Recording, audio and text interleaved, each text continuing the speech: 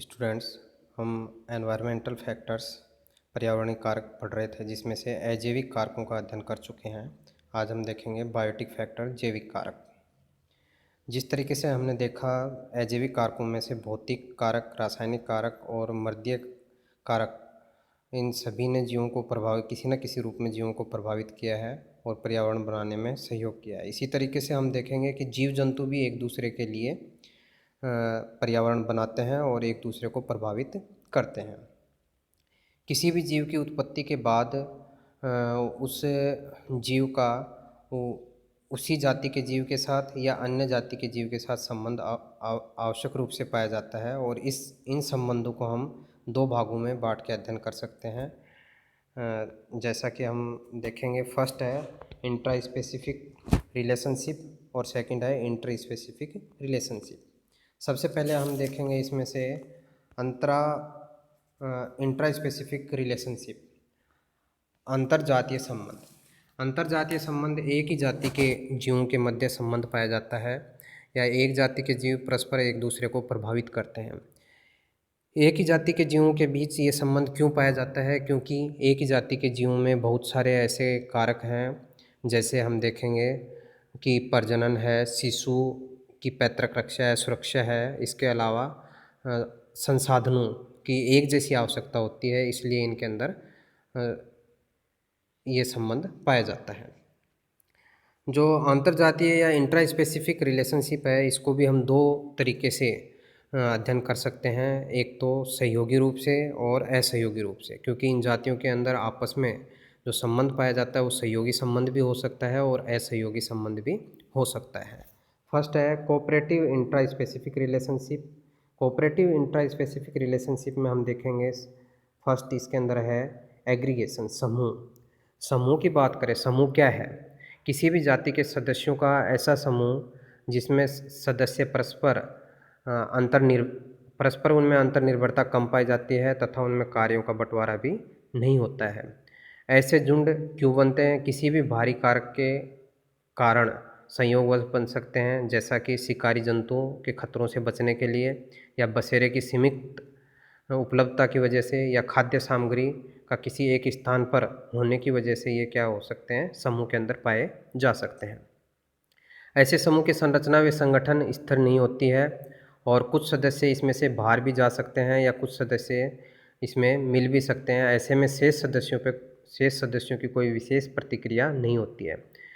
समूह के जंतुओं में आपस में कम्युनिकेशन, जिसे हम संवाद कहते हैं, वो संवाद भी नहीं पाया जाता है। लेकिन जितने हमने ऊपर गुण देखे हैं कि इनमें संवाद का नहीं पाया जाना या जंतु के आने या जाने से जो उस समूह में सदस्य हैं उनमें किसी प्रकार की प्रतिक्रिया का न होना या इनमें कार्य का बंटवारा न होना, इसका मतलब ये नहीं है कि इनके अंदर किसी प्रकार का कोई लाभ नहीं होता। ये जब समूह में रहते हैं तो इनको कई प्रकार का लाभ भी होता है। जैसे कि हम देख सकते हैं, कुछ जंतु समूह में रहते हैं तो उनको शिकारियों से लाभ होता है। जैसे हम देखेंगे चीतल है, सांबर है, नीलगाय है, कृष्णमृग है, जंगली भैंस है, ये सब झुंड में रहते हैं और शिकारियों से अपना बचाव करते हैं। चरते वक्त इनमें से किसी भी एक जंतु के द्वारा सजग होने पर अन्य जंतुओं को सूचना दे दी जाती है, जिससे कि ये अपनी सुरक्षा कर पाते हैं।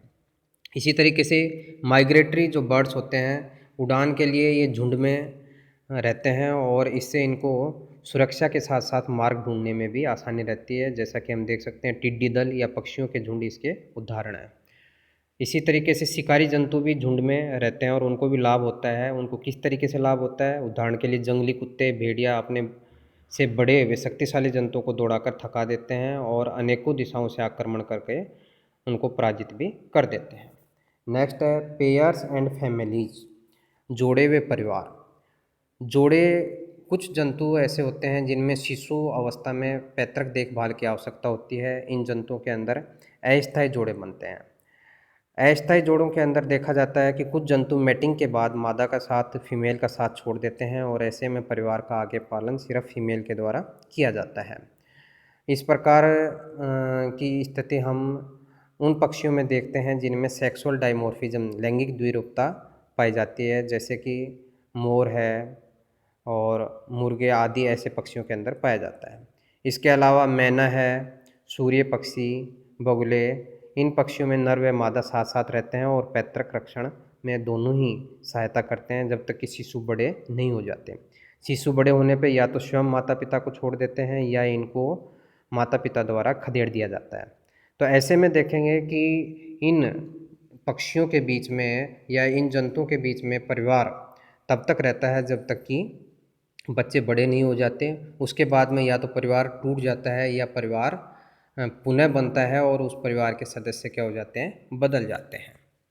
अगला है कोऑपरेटिव इंट्रा स्पेसिफिक रिलेशनशिप का जो हम देखेंगे, इसमें कॉलोनी निवह सामान्यतः कॉलोनी सामान्यतः निमंत्रण जंतुओं के अंदर पाई जाती है और ये सभी जंतु स्थानबद्ध होते हैं और एक से अधिक इंडिविजुअल्स आपस में मिलकर के इसका निर्माण करते हैं। इनके अंदर फिजिकल कनेक्टिविटी देखी जाती है, भौतिक सततता मतलब इनका आपस में शरीर जुड़ा हुआ रहता है।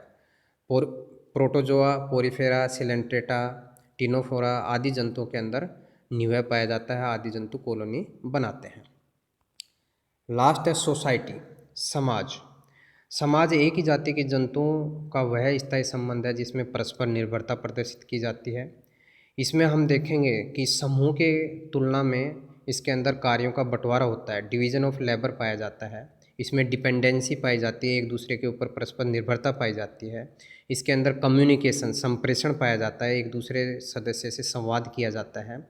इसी तरीके से हम देखेंगे कि ये समाज है, ये निवह से, कॉलोनी से भी अलग होता है। कॉलोनी से किस प्रकार से अलग होता है, क्योंकि इसके अंदर भौतिक सततता जिसे हम फिजिकल कंटिन्यूटी जिसे हम बोलते हैं, फिजिकल कंटिन्यूटी इनके अंदर नहीं पाई जाती है। समाज का विकास अकशेरुकी जंतु, एग्जाम्पल के लिए दीमक, चींटी, मधुमक्खी व कशेरुकी जंतु, वानर और मानव दोनों ही वर्गों को जंतुओं में देखा जाता है, लेकिन दोनों में काफ़ी अधिक विभिन्नता है।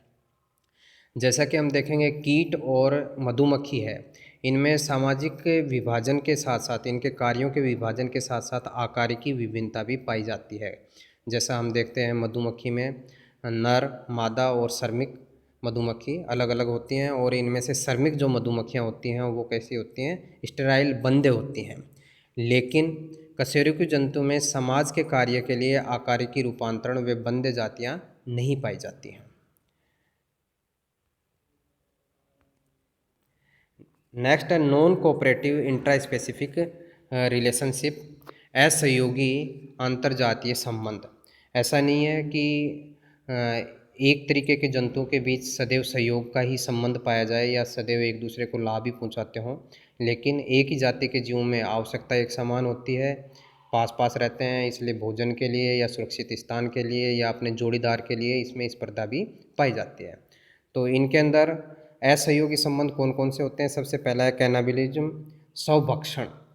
कुछ जाति अपने ही जाति के सदस्यों को मार करके उनका भक्षण कर लेती हैं।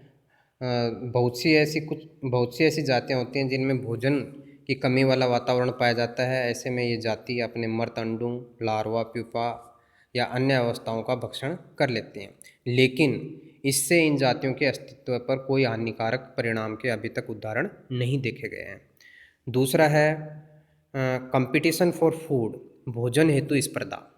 एक ही जाति के जीवों की आवश्यकता एक जैसी होगी, इसलिए इनमें भोजन के लिए भी स्पर्धा पाई जाती है, लेकिन सामान्यतः स्पर्धा को टालने के लिए जंतु एक दूसरे से दूर दूर वितरित रहते हैं। और पौधों के अंदर खास तौर से हमने देखा है प्रकीर्णन, जो बीजों का प्रकीर्णन होता है उसके पीछे भी यही कारण होता है, ताकि बीजों का प्रकीर्णन दूर दूर होगा तो ऐसे में पौधे अलग अलग जगह उगेंगे और उनको भोजन की स्पर्धा का सामना नहीं करना पड़ेगा। नेक्स्ट है कंपटीशन फॉर मैटिंग, विवाह हेतु स्पर्धा। जंतु में प्रजनन हेतु साथी पाने के लिए स्पर्धा करते हुए सामान्यतः देखा जाता है।